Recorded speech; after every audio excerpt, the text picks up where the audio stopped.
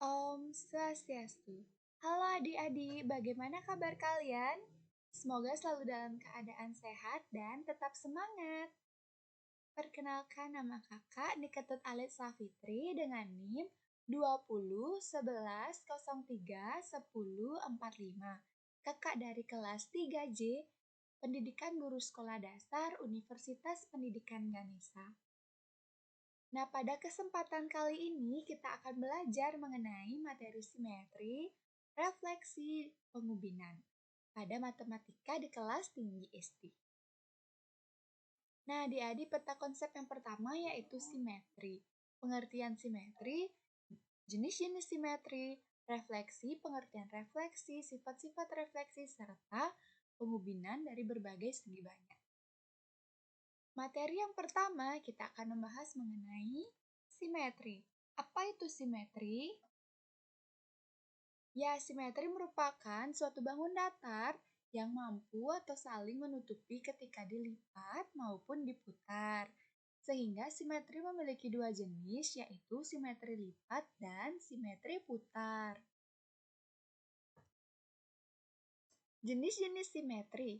Yang pertama yaitu simetri lipat bangun datar. Banyaknya lipatan dalam bangun datar dapat membagi suatu bangun datar tersebut, sehingga bagian setengah yang ada di bangun datar dapat menutupi bagian setengah yang lainnya. Nah, dalam simetri lipat bangun datar terdapat istilah sumbu simetri. Jenis yang kedua yaitu simetri putar bangun datar. Simetri putar bangun datar adalah bangun datar yang mempunyai titik pusat dan bangun datar yang diputar kurang dari satu putaran penuh untuk memperoleh bayangan yang tepat seperti bangun semula. Contoh simetri lipat.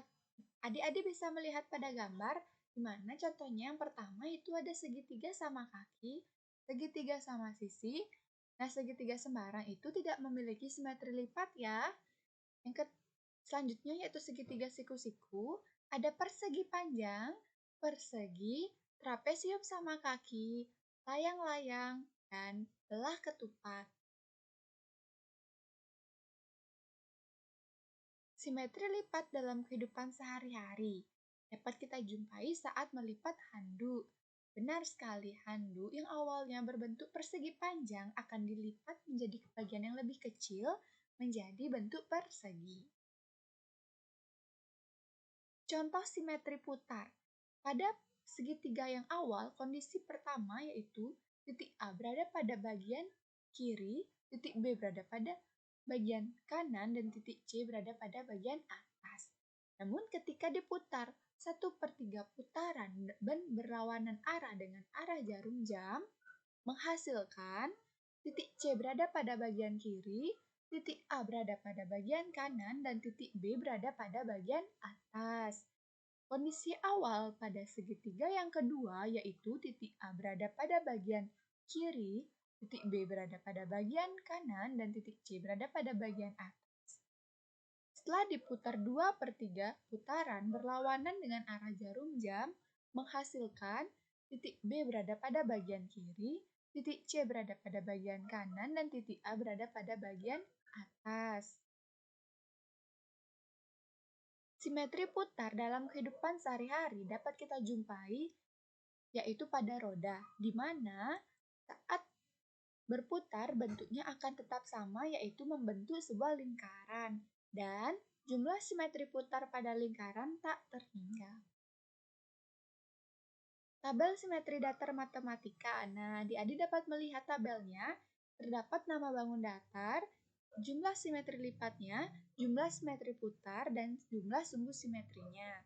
Kita dapat melihatnya pada segitiga sembarang, trapesium siku-siku, dan trapesium sembarang itu tidak mempunyai simetri lipat, tidak mempunyai simetri putar, dan juga tidak mempunyai sumbu simetri.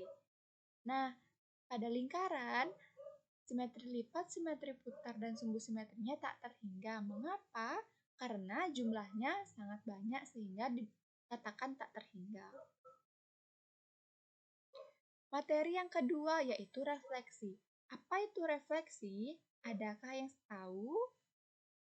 Refleksi atau biasa disebut dengan pencerminan merupakan sebuah transformasi atau perpindahan suatu titik pada bangun datar dengan menggunakan sifat benda dan bayangannya pada sebuah cermin. Nah, sifat-sifat refleksi atau pencerminan pada bangun datar. Di sini terdapat sebuah gambar di mana objek dan bayangan objek sama ya, karena dia merupakan pencerminan. Dari gambar yang di samping kita dapat menyimpulkan bahwa sifat pencerminan yang pertama, objek dan bayangan akan selalu sama.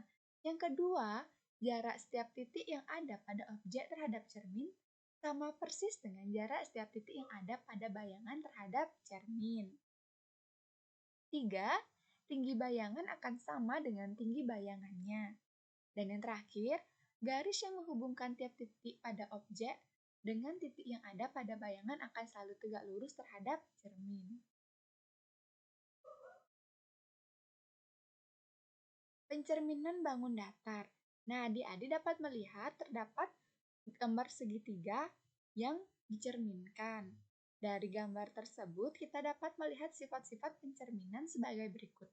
Yang pertama, luas segitiga PQR sama dengan luas segitiga P', Q', dan R'. Karena segitiga PQR kongruen dengan segitiga P', Q', dan R'. Yang kedua, RA sama dengan R' dan A. PB sama dengan P', dan B. Dan QC sama dengan Q' dan C. Artinya apa ya? Jarak titik pada setiap sudut segitiga PQR terhadap cermin sama persis dengan jarak titik pada setiap sudut segitiga P', Q', dan R' terhadap cermin. Yang ketiga, tinggi segitiga PQR sama dengan tinggi bayangannya atau segitiga P', Q', dan R'. Yang terakhir, ruas garis P', Q', dan RR' tegak lurus terhadap garis cermin yaitu garis AC. Nah, refleksi dalam kehidupan sehari-hari dapat kita jumpai pada apa ya adik-adik? Benar sekali, yaitu saat kita bercermin di kaca. Refleksi pada kehidupan sehari-hari yaitu bercermin, di mana bayangan akan bergerak sesuai dengan objek yang ada di depan cermin. Nah, kita masuk pada materi yang ketiga yaitu pengubinan. Apa itu pengubinan? Adakah yang sudah tahu pengubinan apa itu? Nah, pengubinan adalah penyusunan daerah-daerah segi banyak yang sisi-sisinya berhimpit, sehingga menutup bidang secara sempurna atau tidak ada bagian yang tidak tertutup. Nah, pengubinan dengan berbagai segi banyak. Segitiga yang pertama ada segitiga beraturan, yaitu segitiga sama sisi. Karena jumlah ukuran sudut dalam segitiga beraturan adalah 180, besar ukuran setiap sudutnya adalah 60. Segi empat beraturan atau persegi, karena segi empat beraturan dapat dibangun dari dua segitiga.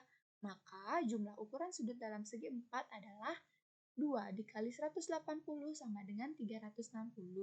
Adik-adik dapat melihat pada gambar, di mana dengan demikian besar ukuran setiap sudutnya adalah 90 derajat atau merupakan segitiga siku-siku. Gambar pengubinan di sini ada gambar model pengubinan dengan segitiga sama kaki dan segitiga siku-siku. Pada gambar pertama menunjukkan pengubinan dengan segitiga siku-siku. Pola pengubinan ini ada 6 segitiga siku-siku bertemu pada satu titik. Keadaan seperti ini kita katakan konfigurasi segitiga siku-siku bertemu di satu titik. Barisan 6 ketiga 6 tigaan ini menyatakan bahwa 6 segitiga siku-siku bertemu pada setiap titik sudutnya. Hal serupa juga terjadi pada gambar yang kedua, di mana pada gambar kedua, konfigurasi segitiga sama kaki bertemu di satu titik yang sama.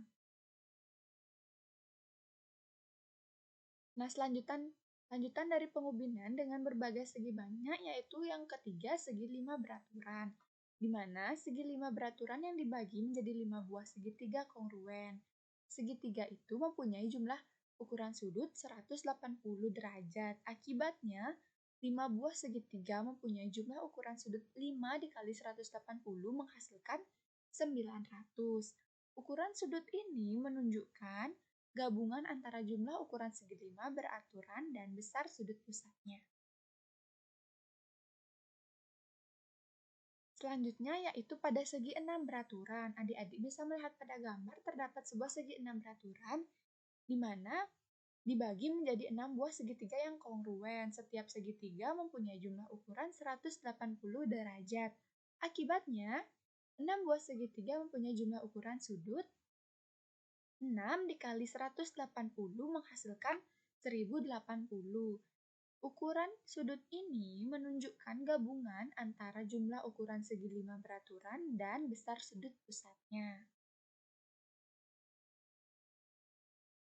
Nah, kita bisa melihat pengaplikasian pengubinan dalam kehidupan sehari-hari.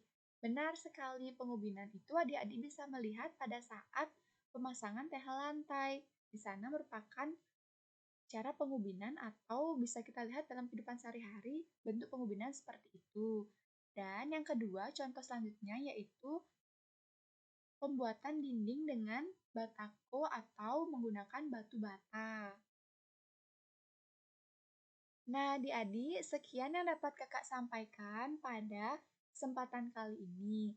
Mohon maaf apabila terdapat kesalahan serta materi yang kurang dan tidak berkenan di hati adik-adik. Kakak tutup dengan parama Santi.